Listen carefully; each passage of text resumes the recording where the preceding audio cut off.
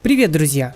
Хотим обсудить с вами интересную новость. Недавно Suunto выпустили часы на операционной системе от Google Suunto 7. И у нас сразу появилось много вопросов. Один из них – для кого они? Ведь относительно недавно Polar уже пытались совместить спортивные часы с умными. Все помнят модель Polar M600 на системе Android Wear. Возможно, секрет Suunto в том, что они решили взять за основу не чистый Android, а систему от Google. Ведь это открывает им доступ к сервисам, которых много, например, к их платежной системе. А значит, часы Suunto смогут оплачивать покупки по всему миру, и Россия не исключение. При этом только представьте, насколько титаническую работу проделали Suunto.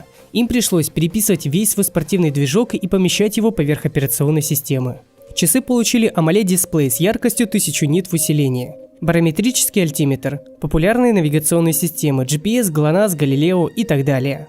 Встроенную память, возможность подключения беспроводных наушников, платежный чип NFC для оплаты часами с помощью Google Play и встроенный микрофон для ответа на звонок, когда ваш телефон находится где-то рядом, и для голосового помощника. Также часы решили оснастить оптическим датчиком пульса от компании Pixart. Мы привыкли, что Suunto используют датчики от Valencel, но их в последнее время часто ругают, и как нам видится, они отстали от того технологического рывка, который сделали Polar и Garmin в последнее время, поэтому Suunto движутся в верном направлении. Работают часы с телефонами на базе iOS версии 10.0 и Android 6.0.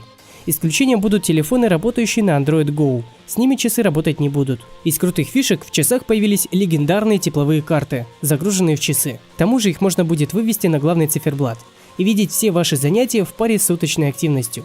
Не лишили часы и возможности загружать маршруты в боевых условиях с помощью телефона с последующей синхронизацией. Часы поддерживают музыку, интегрированную с Google Play, и с любых других сервисов Wear OS. Также часы поддерживают все приложения этой операционной системы. Что касается железа, то в часах последний процессор от компании Qualcomm Snapdragon 3100, а это 4-ядерный процессор на ARM-архитектуре с тактовой частотой до 1,2 ГГц. Процессор зарекомендовал себя как энергоэффективный, но автономность у часов по меркам спортивных часов слабая, до 2 дней использования как смарт-часы, до 8 часов прослушивания музыки и до 40 дней в режиме «Только время».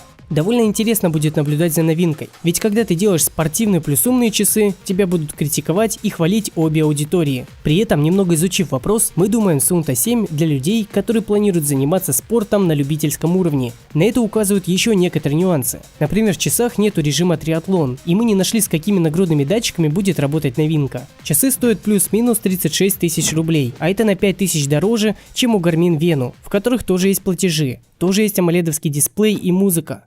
И в завершении, с недавних пор мы решили запустить промокод для подписчиков нашего канала, чтобы вы могли покупать товары в нашем магазине со скидкой. Для этого при оформлении заказа в строке промокод введите английскими YouLife, и вы получите скидку. Не забудьте поддержать это видео пальцем вверх, подписаться на наш YouTube канал и нажать на колокольчик, чтобы не пропустить наши новые выпуски. Видео подготовлено магазином Sport Life, где вы найдете 100% профессиональную консультацию по часам Polar, Garmin и Suunto. Контактная информация и сайт магазина указаны на экране и под видео. Удачи вам и спортивных побед!